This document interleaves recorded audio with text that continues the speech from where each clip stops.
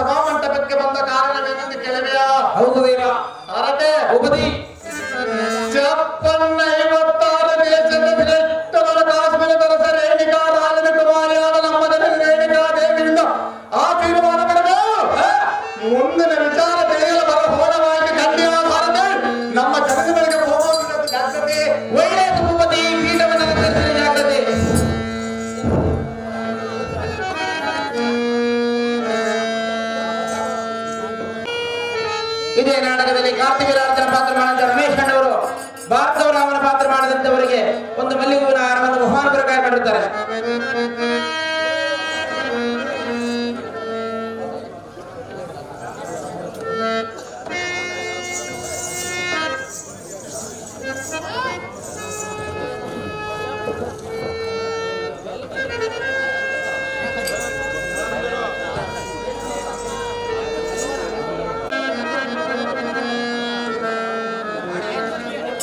ಭಾರ್ಗವರಾಮನ ಪಾತ್ರ ಮಾಡಿದಂತವರು ಅಳಿಯಾದ ಇವರು ಮಂಜು ಇವರು ಭಾರ್ಗವರಾಮನ ಪಾತ್ರ ಮಾಡಿದಂತವರು ಒಂದು ಹೂವಿನ ಹಾರವನ್ನು ಮಹಾನ್ ಪ್ರಕಾರ ಮಾಡಿರ್ತಾರೆ.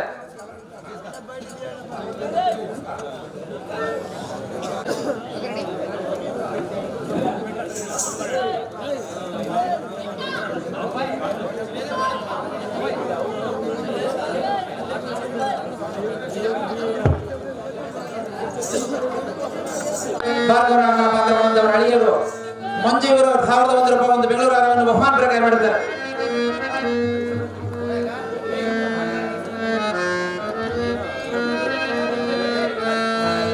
ನಮೋ ನಮೋ ಚರಣಿ ಸವಿಕ ಪ್ರದಾಯನೆ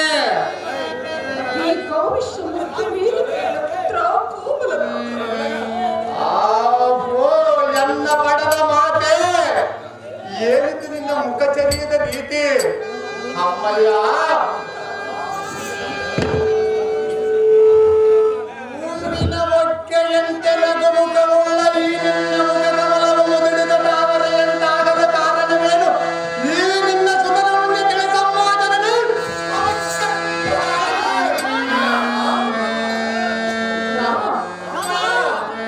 ಹೂವಿನ ಒಕ್ಕೆಯಂತಿರುವ ನಿನ್ನ ಮುಖಕಮಲವು ಮಾಡಲು ಕಾರಣವೇನು ಅಮ್ಮಯ್ಯ ಎಂದು ಕೇಳುತ್ತಿರುವೆಯಾರ? ಹೌದು ಮಾತೆ ಜನನೇ, ಏನೆಂದು ಹೇಳಲಿಕ್ಕಲ್ಲ. ಅದೇನು ಹೇಳು ಮಾತೆ.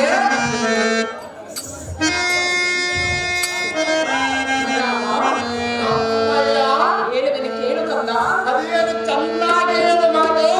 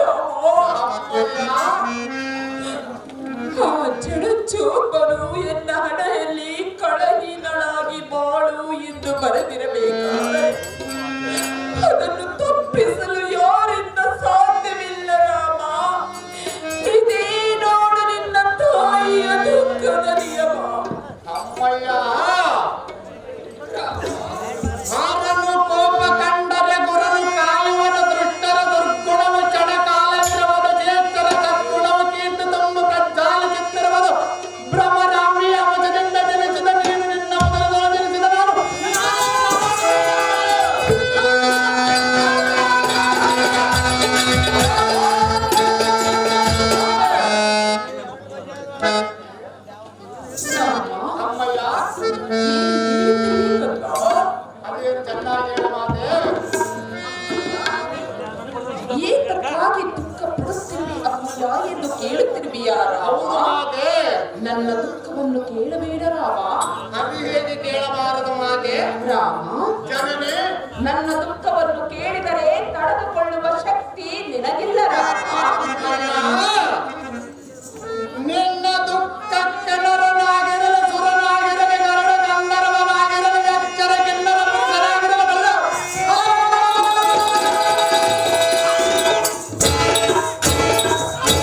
ಅವನ ದಾವನಿಗೆ ಆಗಿರಲು ಅವನ ಕತ್ತರಿಸಲಿಲ್ಲ ಬಾಧೆಗೆ ಅಂತಂದ್ರೆ ಜನನೇ ದುಃಖವನ್ನು ಕೇಳಿದೆಯಾ ರಾಮ? ಹೌದು ಮಾತೆ. ಹೇಳು ಕಂದ. ಹೇಗೆ ಹೇಳು ಮಾತೆ? ಹೇಳುವೆನು ಕೇಳು ಕಂದ. ಚೆನ್ನಾಗಿ ಹೇಳು ಮಾತೆ.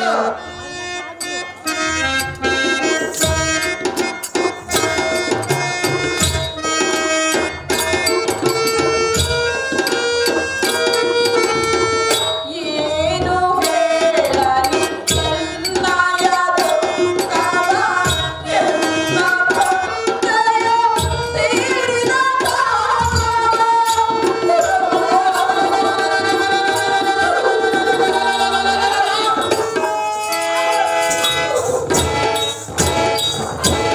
ನಿನ್ನ ತಂದೆ ಯಾವ ಕಾರಣಕ್ಕಾಗಿ ಮರಣ ಹೊಂದಿರುವನು ಅಮ್ಮಯ್ಯ?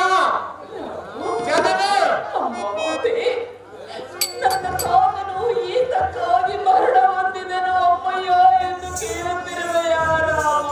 ಹೌದು ಮಾತೆ. ಕೇಳಬೇಡ ರಾಮ, ಕೇಳಬೇಡ. ಅದೇ ಕೇಳಬಾರದು ಮಾತೆ. ಜನನೇ ನನ್ನ ತಂದೆಯನ್ನು ಕಳೆದುಕೊಂಡು ನಾನೇ ದುಃಖವನ್ನು ಪಡುತ್ತಿರುವಾಗ ನನ್ನ ದುಃಖವನ್ನು ನಿನಗೆ ಹೇಗೆ ಹೇಳಬೇಕು ರಾಮ? ಹೇಗೆ ಹೇಳಬೇಕು ರಾಮ? ಏನಿದೆ ನಿನ್ನ ಮಾತಿನ ಮರ್ಮ? ರಾಮ, ಅಮ್ಮಯ್ಯ ಮುಖ ಚರಿಯದ ಪ್ರತಿಯನ್ನು ನೋಡಿದರೆ ರಾಮನಿಂದಿಳಿಯಲ್ಪಟ್ಟ ಚಂದ್ರನಿಂದ ಹಾಕಿಯಿಂದ ವ್ಯಕ್ತವಾದ ವಿಕ್ರಮಿಂದ ಸೂರ್ಯನ ಕಿರಣಕ್ಕೆ ಮಾಡಿದ ಗಮನ. ಅಮ್ಮಯ್ಯ ಈ ನಿನ್ನ ಮುಖ ಕಮಲ ಮಾಡಿ ಹೊಸಗಳದ ಕಳವಿಲ್ಲದಕ್ಕೆ ಕಾರಣವೇನು? ಜನನೇ ನಿನ್ನ ಹೃದಯದಲ್ಲಿ ಇಂತಹ ಹಲವನ್ನೇರಿಸಿ ನಿನ್ನ ದುಃಖಕ್ಕೆ ಕಾರಣವಾದವನ ಹೆಸರನ್ನು ಹೇಳುತ್ತಾಳೆ. ಆ ನಿಮಿಷದಲ್ಲಿ ಅವನ ಕತ್ತರಿಸಿ ನಿನ್ನ ಪಾದಕ್ಕೆ ಅರ್ಪಿಸಿದಂದರು.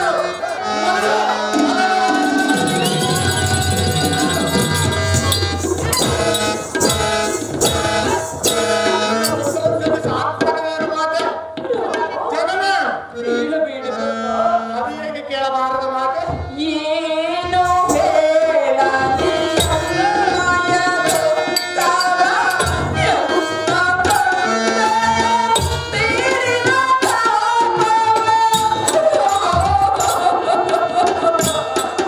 ನಿನ್ನ ತಂದೆ ಯಾವ ಕಾರಣಕ್ಕಾಗಿ ಮರಣ ಹೊಂದಿರುವನು ಅಮ್ಮಯ್ಯ? ಜನನೇ ಅದನ್ನು ಕೇಳಬೇಡ ಎಂದು ಹೇಳಿದೆನು ರಾಮ. ಅದು ಹೇಗೆ ಕೇಳಬಾರದು ಮಾತೆ? ಜನನೇ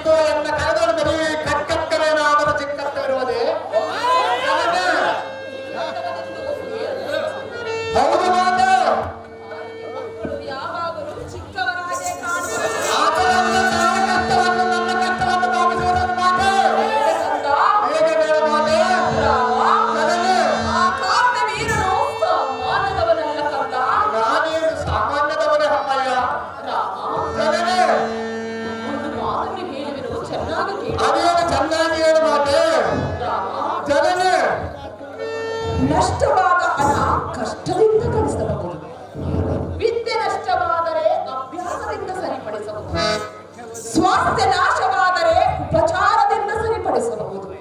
ಆದರೆ ನಿನ್ನಂತ ಮುದ್ದಾದ ಮಗನನ್ನು ಕಳೆದುಕೊಂಡರೆ ನಾನು ಹೇಗೆ ಸಹಿಸಿಕೊಳ್ಳಲಿ ಭಾಗವ? ನೇಮವು ಕೊಡಲು ಭಯಗೊಂಡಿರುವುದು ಎನ್ನಯ್ಯ ಜೀವ. ಅಮ್ಮಯ್ಯ ಹಾಗೆ ನನ್ನ ಭರತ ಬರಹಾಲಿಕಿಸ ಬರೆಯುವ ಶಕ್ತಿ ಶಿವಶರಣನಿಗೆ ಉಂಟು. ಪಾಪ ಕರ್ಮಗಳನ್ನು ಮಾಡಿದ ಶಕ್ತಿ ನೀಡಿದ ಪುಣ್ಯ ಫಲಗಳನ್ನು ಅವನು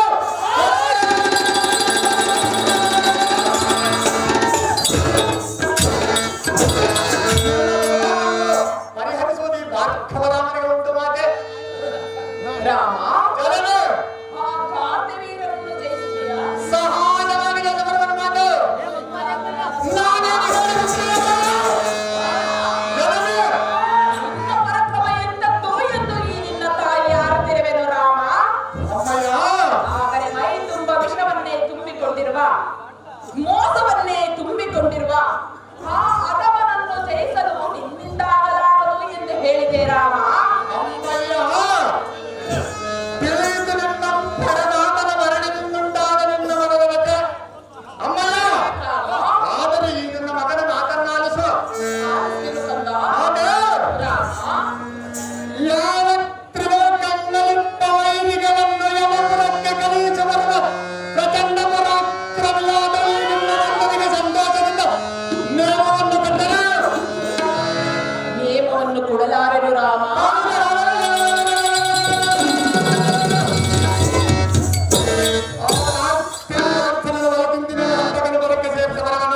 ರಾಮ,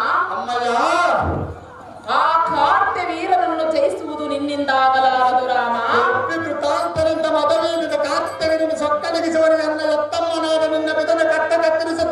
ಮತ್ತೊಮ್ಮತ್ತನ ಮರಣಕ್ಕಾಗಿ ಆಜ್ಞೆಗಳು ಮಾತೆ ಪರಮ ಪ್ರಖ್ಯಾತ.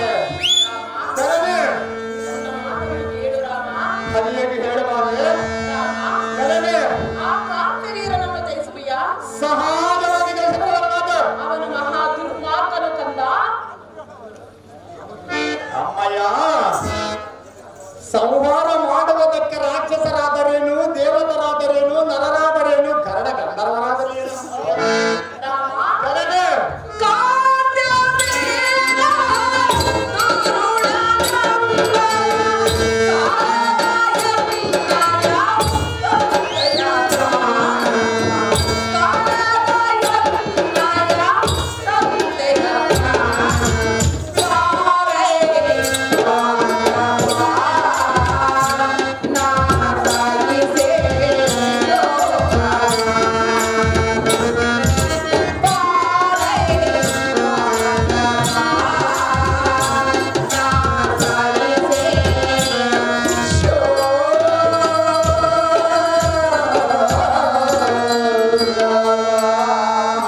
ಅಮ್ಮಯ್ಯ ಎನ್ನ ತಂದೆಯಾದ ರೇಣುಕರಾಜನನ್ನು ಆ ಅಧಮನಾದ ಕಾರ್ತ್ಯವೀರನು ಹತನಗೊಳಿಸಿರುವೆನು.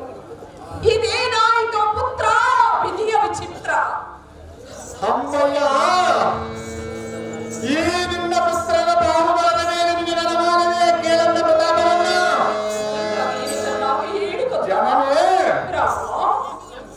ಮುಕ್ಕೋಟಿ ದೇವತರು ಆ ಕರ್ತವೀರನ ಪಕ್ಷವಾಗಿ ನನ್ನೊಡನೆ ಕಾಯಕಕ್ಕೆ ಬಂದರೆ ಈ ನಿನ್ನ ಮನಸ್ಸನ್ನು ಸುಂದರವಾದ ಅಮ್ಮಯ್ಯ ಜನನೇ ಚಂಡ ಪ್ರತಾಪನಾದ ನಿನ್ನ ತಂದೆಯನ್ನು ಕೊಂದವನ ಶರವನ್ನು ಹರಗಿಡದ ಅವನ ದೇಹವನ್ನು ಹತ್ತು ಕಾಕಳಕ್ಕೆ ಒಳಪಡಿಸಿ ಒಂದು ವೇಳೆ ನನ್ನ ಮಾತು ಸೆಟೆಯಾದರೆ ನಂತ ಏಳಿ ಪುತ್ರರನ್ನು ಎನ್ನಂದಿಕ್ಕಾರ ಮಾಡ ಮಾತೆ ಪರಮ ಪ್ರಖ್ಯಾತೆ. ಜನನೇ ನಿನ್ನ ಪರಾಕ್ರಮ ಎಂತದ್ದು ಎಂದು ನಾನು ಆರುತ್ತಿರುವೆನು ರಾಮ. ಹೌದು ಮಾತೆ. ರಾಮ, ಜನನೇ ನೀನು ಅವನನ್ನು ಜಯಿಸುವುದು ಆಗುವುದಿಲ್ಲ ರಾಮ. ಅಮ್ಮಯ್ಯ ರಾಮ, ಸರ್ಪವು ದೊಡ್ಡದಾದರೆ ಗರುಡು ಪಕ್ಷಿಗೆ ತಾಳಬಹುದೇ, ಕೊಪ್ಪಿದ ಹಾನಿಗೆ ಎಪ್ಪಲದ ಮೇಲೆ ಕೈಸಬಹುದೇ? ಅಮ್ಮಯ್ಯ ಆ ಕಾರ್ತ್ಯವೀರನ ಒಳಗಚ್ಚನಿಗೆ ರಣಭಯಂಕರನಾದ ಭಾರ್ಗವರಾಮನ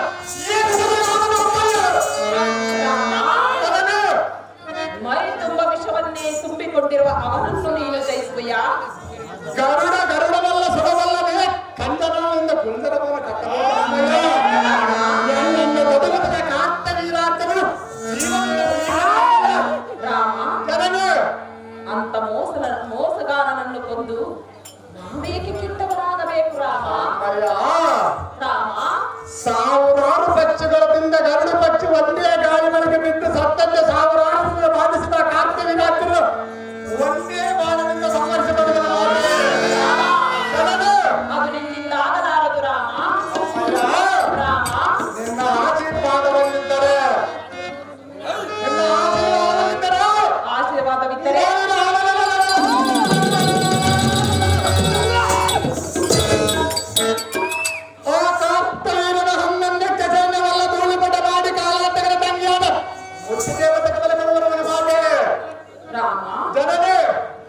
ನಿನ್ನ ಮಾತನ್ನು ಕೇಳಿ ಆ ಕಾರ್ತಿವೀರರನ್ನು ಸಂಹರಿಸಿ ಬಾ ಓದುವವರೇ ಎಂದು ಕಳಿಸಬೇಕೇ ರಾಮ? ಬೇಡ ಕಂದ, ಅಡದ ಕೊಡಲು ಅರಿಯುತ್ತಿದೆ. ನಿನ್ನ ನುಡಿಯೇ ಆಗಿರುತ್ತದೆ ರಾಮ. ರಾಮ, ಹೇಳಿದರೆ ಕೇಳು ಕಂದ.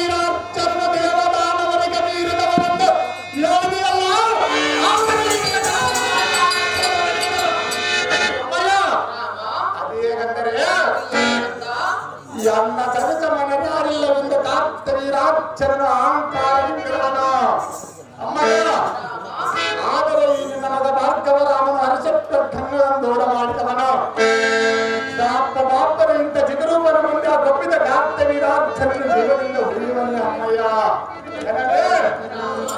ಸೌದೇ ಕಷ್ಟ ವೆಚ್ಚ ವ್ಯಕ್ತಿತ್ವದ ವಾಲ್ಮೀಕಿ ಹಾಕಿದ ಸಿದ್ಧಬದ್ಧವಾಗಿರುವ ಮಹಾಜ್ಞಾನಿಯಾದ ನೀನು ಯೋಚಿಸಿದ ನಿರ್ವಹಣೆ ಕೂಡ ಅಮ್ಮಯ್ಯ ಸೇರಿಸಿಕೊಂಡ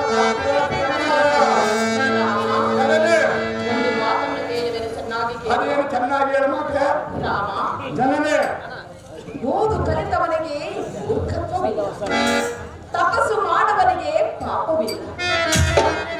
ರಾಮ, ಅಮ್ಮಯ್ಯ, ಇದನ್ನೆಲ್ಲ ಅರಿತುಕೊಂಡಿರುವ ನಿನಗೆ ಆ ಅಧಮನಾದ ಕಾರ್ತ್ಯವೀರನ ಕೈಯಲ್ಲಿ ಸಂಹರಿಸಿ ಬರುವೆನು ಅಮ್ಮಯ್ಯ, ನೇಮವನ್ನು ಕೊಡು ಎಂದು ಕೇಳುತ್ತಿರುವೆಯಲ್ಲ. ಅಮ್ಮಯ್ಯ, ಎತ್ತ ಕರಳು ಒಪ್ಪಬೇಕಲ್ಲ ರಾಮ. ಅಮ್ಮಯ್ಯ, ರಾಮ, ಓರು ಕಲ್ಲಿನ ಮೇಲೆ ಮಳೆಯನ್ನು ಸರುವುದರ ಭೂಮಿಯಲ್ಲಿ ಬಿದ್ದು ಮಿಚ್ಚಕ್ಕೆ ಬರುವುದು ಅಮ್ಮಯ್ಯ. ಜನರೇ, ಅವನನ್ನು ಸಂಹರಿಸಿ ಬರುವೆಯಾ? ಸಹಜವಾಗಿ ಸಮ್ಮತ ಬರುವುದು ಮಾತೆ. ರಾಮ, ಜನರೇ, ಅವನು ಸ್ವಭಾವವುಳ್ಳವನು ರಾಮ. ರಾಮ, ಜನರೇ, ಅವನು ದತ್ತಾತ್ರೇಯರವರ ಪ್ರಸಾದದಿಂದ ಜನಿಸಿದಂತವನು ಆ ಅಧಮನಾದ ಕಾರ್ತ್ಯವೀರನು. ಅಮ್ಮಯ್ಯ, ತಾರನೆಯ ಗುಣಮಸದಿಂದ ಧರಿಸಿದ ಎಲ್ಲ ತನ್ನ ದತ್ತಾಕ್ಕಿ ಹಕ್ಕುಗಳು ಉದ್ಭವಿಸಿದ ನೀರಿನಿಂದ ಉದರದಲ್ಲಿ ಜನಿಸಿದ ನಾನೇನು ಸಾಮಾನ್ಯದವನೇ ಅಮ್ಮಯ್ಯ. ಜನರೇ, 10 ತಲೆಯ ರಾವಣನೇ ಅವನನ್ನು ಸಂಹರಿಸಬೇಕೆಂದು ಹೋದಾಗ ಅವನ ಮಾತಿಗೊಡಪಟ್ಟು ಸುಮ್ಮನಿರುವಾಗ ಚಿಕ್ಕ ಕಂದನಾದ ನಿನ್ನಿಂದಾಗುವುದೇ ರಾಮ. ಅಮ್ಮಯ್ಯ, ರಾಮ, ಸೃಷ್ಟಿಯ ನಿರ್ಪಾಸದ ಕೋಟೆ ರಾಕ್ಷಸಗಳ ಒಂದು ಕಡೆ ಮುಕ್ಕೋಟೆ ದೇವತದ ಒಂದು ಕಡೆ ಮತ್ತೊಂದು ರಾವಣನ ಕಾರ್ತ್ಯವೀರಾಂತರ ಪಕ್ಷವಕ್ಕೆ ಎಲ್ಲರ ಕಾಲಕ್ಕೆ ಬಂದರೆ ಹರಿಣ ಹುರಿಗಣ್ಣಿನ ಉದ್ಭವಿಸಿದ ಈರಭದ್ರ ದಕ್ಷ ಬ್ರಹ್ಮನ ಧ್ವಂಸ ಮಾಡಿದಂಥದ್ದು. ಅಮ್ಮಯ್ಯ, ರಾಮ, ಜನರೇ, ಒಂದು ಮಾತನ್ನು ಹೇಳುವೆನು, ಚಿತ್ತವಿಟ್ಟು ಕೇಳು. ಹರಿಯ ಚಿನ್ನಾಡಿ ಹೇಳ ಮಾತೆ. ನಿನ್ನ ತಂದೆ ಅಗ್ನಿ, ಯಮದಗ್ನಿ ನನ್ನಲ್ಲೊಂದು ಪಂಥವನ್ನು ತೊಟ್ಟನು. ಅದೇನು ಮಾತೆ? ರೇಣುಕಾ, ನಿನ್ನ ಪತಿವ್ರತ ಧರ್ಮವನ್ನು ಮೆಚ್ಚಿಕೊಳ್ಳಬೇಕಾದರೆ ನದಿಗೆ ಹೋಗಿ ಮರಳಿನ ಕೊಡದಿಂದ ಜಲವನ್ನು ತೆಗೆದುಕೊಂಡು ಬಂದಾಗ ಮಾತ್ರ ನಿನ್ನ ಪತಿವ್ರತ ಧರ್ಮವನ್ನು ಮೆಚ್ಚಿಕೊಳ್ಳುತ್ತೇನೆ ರೇಣುಕಾ ಎಂದು ಹೇಳಿದವರು ನಿನ್ನ ತಂದೆ ಅತ್ತೆ ಹೌದೇ ಮಾತೆ? ಜಮದಗ್ನಿ. ರಾಮ, ಜನರೇ, ನಿನ್ನ ತಂದೆಗೆ ಕೊಟ್ಟ ಮಾತಿನಂತೆ ನದಿಗೆ ಹೋಗುವಾಗ ಏನಾಯ್ತು ಗೊತ್ತೇ ರಾಮ? ಹರಿಯ ಮಾತೆ. ನಾಗಸರ್ಪವು ಬಂದಿತು, ಮನುಷ್ಯರ ರೂಪದಲ್ಲೆತ್ತೆರಡು ಮಾತನಾಡಿ. ಅಮ್ಮ ರೇಣುಕಾ, ನಿನ್ನನ್ನು ಕಚ್ಚಿದ ಕಾರಣ ನಾನೀಗ ಶಾಪಗ್ರಸ್ತನಾಗಿದೆ. ನಿನಗೆ ಸಿಂಬೆಯಾಗಿ ನೆಲೆಸಿಕೊಡಲು ಅನುಮತಿ ಕೊಡು ತಾಯಿ ಎಂದು ಕೇಳಿಕೊಂಡಿತು ಆ ನಾಗಸರ್ಪವು. ರಾಮ, ಅಮ್ಮಯ್ಯ, ನದಿಗೆ ಹೊರಟೆನು, ಮರಳಿನ ಕೊಡದಿಂದ ಜಲವನ್ನು ತೆಗೆದುಕೊಂಡು ಬಂದೆ. ನೀನೇ ನನಗೆ ತಕ್ಕ ಸತಿ ರೇಣುಕಾ ಎಂದು ನಿನ್ನ ತಂದೆ ಹತ್ತಿ ಜಮದಗ್ನಿ ನನ್ನನ್ನು ಆಶ್ರಮವನ್ನು ಸೇರಿಸಿಕೊಂಡಿರುವನು. ಇಂಥವರ ಗರ್ಭದಲ್ಲಿ ಜನಿಸಿದ ನಿನ್ನನ್ನು ಆ ಮದೋನ್ಮತ್ತನಾದ ಕಾರ್ತ್ಯವೀರನ ಕೈಯಲ್ಲಿ ಒಪ್ಪಿಸಲು ಸಾಧ್ಯವಿಲ್ಲ ರಾಮ. ಕೊಡಲಾರು ನಿನ್ನ ಎತ್ತ ತಾಯಿ ನಿನಗೆ.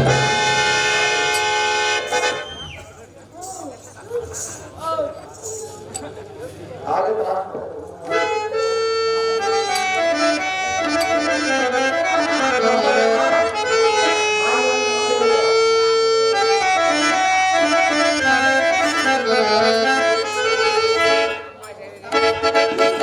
ರಾಮ, ಅಮ್ಮಯ್ಯ, ಆ ಮದೋನ್ಮತ್ತನಾದ ಕಾರ್ತ್ಯವೀರನನ್ನು ಸಂಹರಿಸಿ ಬರುವೆಯಾ? ಹೌದು ಮಾತೆ. ಯಾವ ಶಕ್ತಿಯಿಂದ ಸಂಹರಿಸಿ ಬರುವೆಯಾ? ನಿನ್ನ ಪಾದಕ್ಕೆ ಜನರೇ, ಆ ಕಾರ್ತ್ಯವೀರನನ್ನು ಸಂಹರಿಸಬೇಕಾದರೆ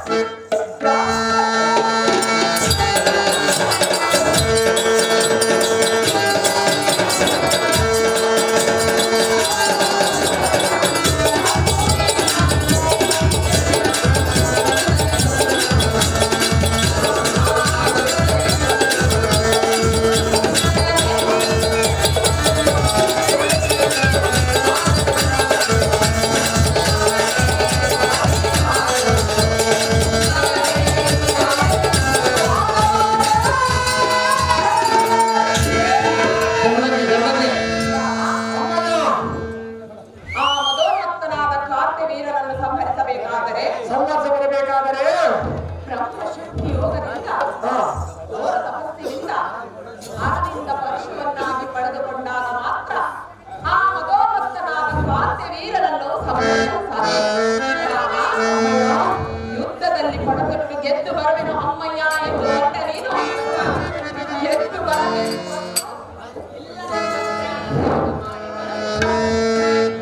ಇದಕ್ಕೆ ಉತ್ತರ ಹೇಳು ರಾಮ.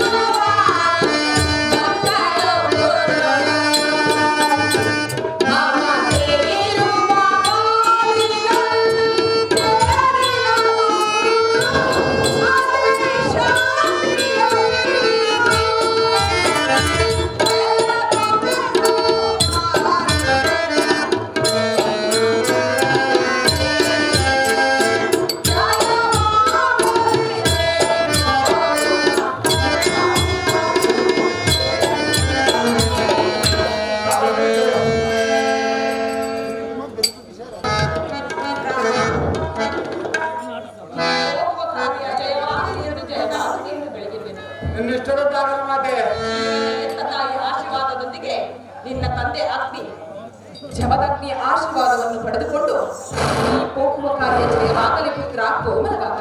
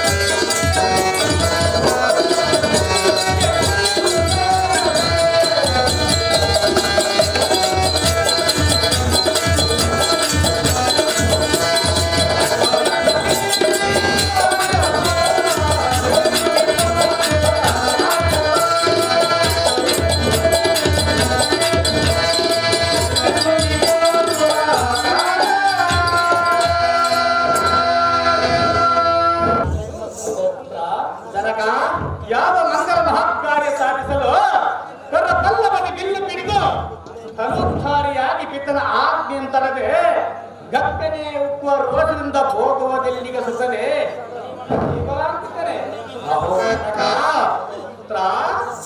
ದಿಗ್ವಲಯದವನ ವಜ್ರಾಂಕಿತನಾಗಿ ಮಣ್ಣಿಗೆ ಬರುವ ಬಣ್ಣಗಳ ಜಗತ್ತನ್ನು ಮಾಡೋ ಚಕ್ರದಿಂದ ಕಾತ್ತಲಿಂಗನೆಯನ್ನು ಉತ್ತಮನಾದ ಬಿದರೆ ಕತ್ತದ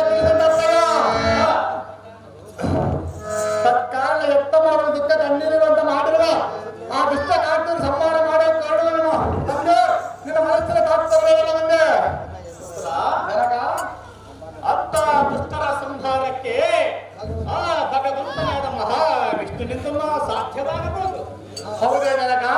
ಮಂತವರನ್ನು ತರಬಲ್ಲ ಮಗನೇ ಭಾರ್ಗವರಾಮನೇ. ಅಹೋ ಜನಕ, ದುಷ್ಟರ ಸಂಹಾರ ಮಾಡುವುದಕ್ಕೆ ಭಗವಂತನಿಗೆ ಸಾಧ್ಯವಾಗದಂತೆ ಹೇಳಿದೆಯಲ್ಲ, ಈ ನಿನ್ನ ಮಾತು ಸರಿಯಿಲ್ಲ. ಆದರೆ ಆತನ ಕಾರ್ಯ ಮಾಡುವುದರೊಳಗೆ ಭೂವಜನಿಂದ ತರಿಸವರು ಭೂತಾಯ ಬರಗುವರು. ಆದ ಕಾರಣ ಈ ಕ್ಷಣನಿಗೆ ಆಜ್ಞೆಗಳು ಜನಕ, ಜಗತ್ವಿಖ್ಯಾತ ಜನಕ